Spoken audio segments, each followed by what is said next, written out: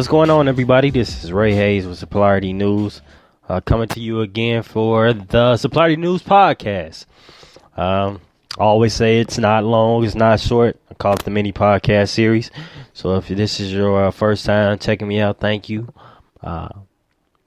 Before I start the podcast, I did want to let you all know about our social media outlets where we can be reached, and also check out our website, www.suppliertnews.com, SUPPLIERTY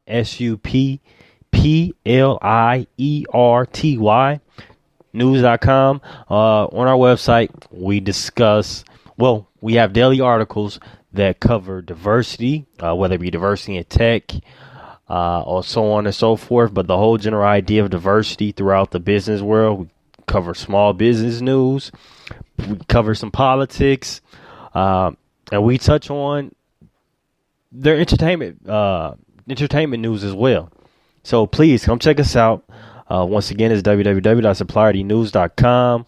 We offer an array of articles and podcasts. So if you miss one of our podcasts, come on there and check us out. On Facebook, you can follow us or like our page, Supplier News. Also on Twitter, you can follow us at GDN Network. And we're also on Google Plus, so check us out on there as well. Just simply like our Google Plus page. We provide the articles from the website on the Google Plus page, and the podcast and videos. So anything we post, it's on Google Plus. So today, I wanted to talk about a recent article I read from The Guardian. The article is called "The Media Isn't Diverse," and this leads to appalling reporting. So the writer talks about how the media, or let's say newspapers, or so to say, go about defining themselves as objective. And objective being that, okay, we're not influenced by personal feelings or opinions in considering and representing facts. That sounds like a lie. When you're writing a story, and I'm sure, granted, when you're going to journalism school or you're in English class, when you're writing a story or turning it in a paper, you put your own personal opinions into that paper because you have a somewhat attachment to that paper. You're usually writing about a tablet that is influenced by your possibly emotions. Yes, you're going to have facts in it as well, granted, but some of that paper is going to include some of your emotions. Now, it's best when you're writing news articles or so that you're objective because you don't want to favor anyone in particular. However, to hear news media outlets going about saying that they're fully objective, that's somewhat of a lie. For instance, when you have stories, and the article brought it up, touched on it as well. When you have stories where we're talking about the Nazis, the neo-Nazis, or serial killers. Say, for instance, cult leaders, Charles Manson. A lot of times when people wrote those articles, they humanized those subjects because they had a personal feeling toward that subject. Now, and it can also, not saying it could be a negative or positive feeling, but you had some sort of feeling to it. And possibly, when it came to the neo-Nazi saying, yes, they're only humans, you felt some kind of way because possibly they look like you or they look like your son. So when it came to reporting that information, you're not going to fully just demonize them. You're going to say, okay, granted, yes, their belief system or their ideas are totally out of this world and just far from my ideas. At the end of the day, they're only humans.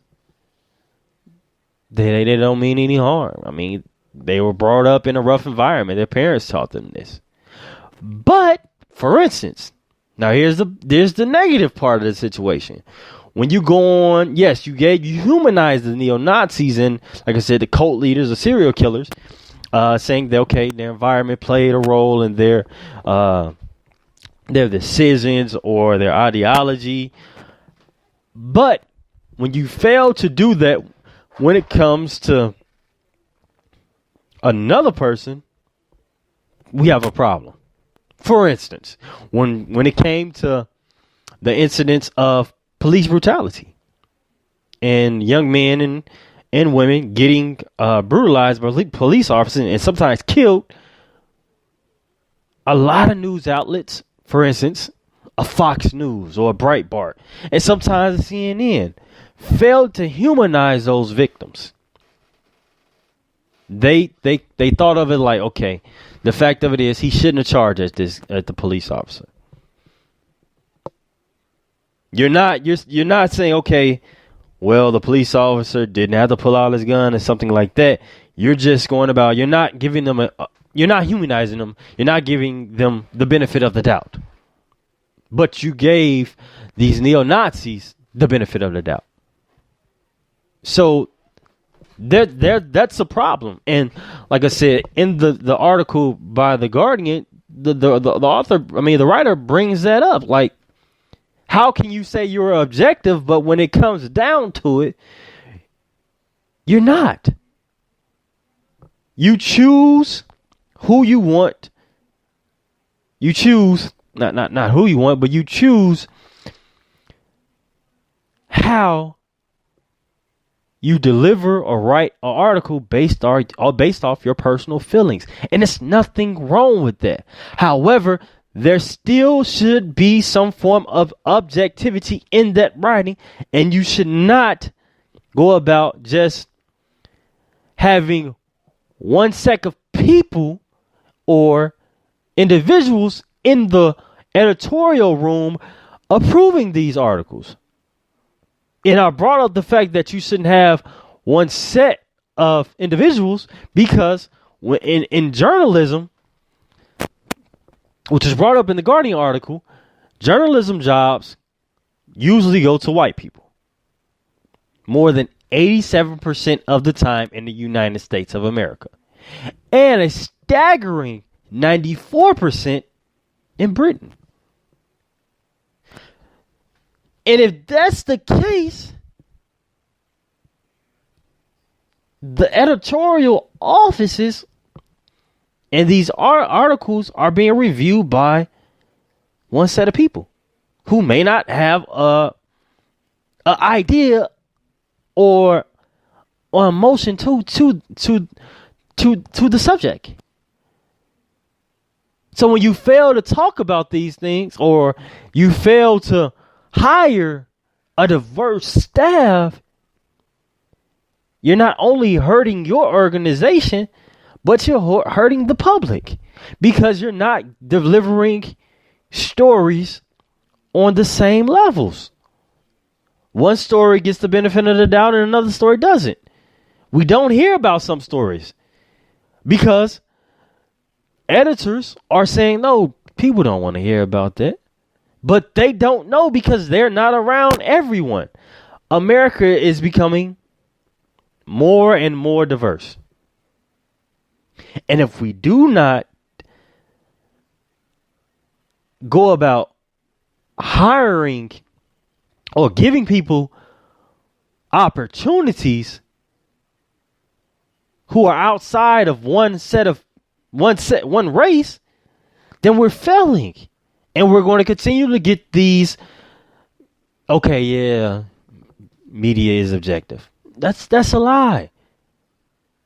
It's a complete lie because we're not taking advantage of diversity within our society. And that's failing us. And we're not providing the general public with stories that matter and stories that are newsworthy because we see no interest in them because we have no interest in that subject or we have no feeling to that subject. And when we do have a feeling to the subject, we care more about that subject and we'll give that subject a different reading. But if we do not care about that subject or have no affiliation to that subject, then it's like, okay, whatever. Now, I'm not saying this is all the time, but look at your bright parts. Look at your New York Times. New York Times. Some of the stories that they deliver are just, come on now. It can be better.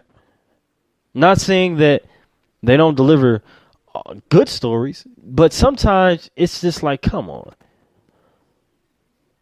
Just come on. We can do better. It's okay to be subjective. But if you're going to be subjective, make sure you have a staff, make sure you have a diverse staff. So more than one narrative can be pushed to the public. And maybe they don't want to do that. Who knows? Meaning they, like those organizations. Maybe they don't want to do this. No newspaper outlets, media outlets. Maybe they don't want to do it. But at the end of the day, it has to be done. Thank you all for listening to the podcast. Once again, my name is Ray Hayes Jr. I'm with Supplierty News. Please follow us on our social media platforms. And I hope you all have a good week. And just, think about what I said. The fact of it is, granted, the news the media should be objective. Or journalism, not even the media. Saying it wrong. The media being the news. Granted, it should be objective, but it needs subjectivity to humanize the topics. Deliver the facts. But we need some kind of flavor to it as well.